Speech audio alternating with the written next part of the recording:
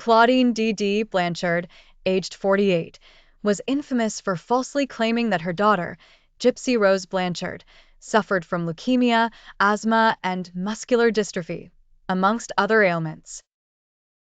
Dee Dee administered medication without prescriptions and even purchased a wheelchair and feeding tube for Gypsy, forcing her to use them despite Gypsy not needing such devices. Dee Dee was ultimately murdered by Gypsy and her boyfriend, Nicolas Godejohn. Dee Dee, one of 5 siblings, had a troubled past of stealing and causing trouble for her family when things didn't go her way.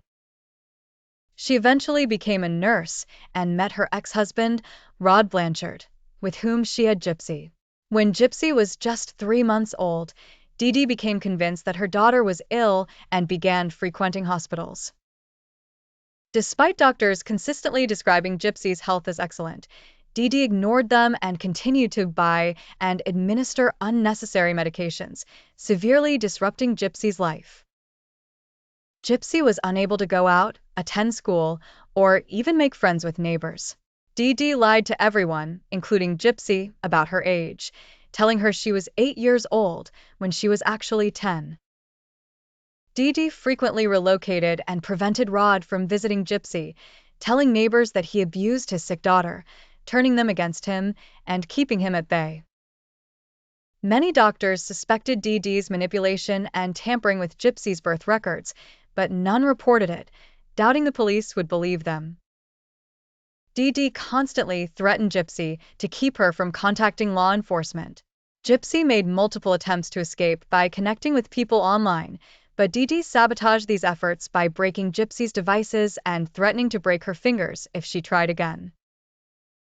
At 24, Gypsy met Nicolas Godejohn online and began confiding in him about her mother.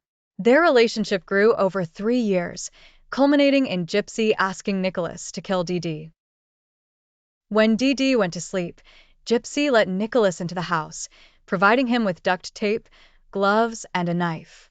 Nicolas then went into Dee Dee's room and stabbed her 17 times while Gypsy covered her ears to block out her mother's screams.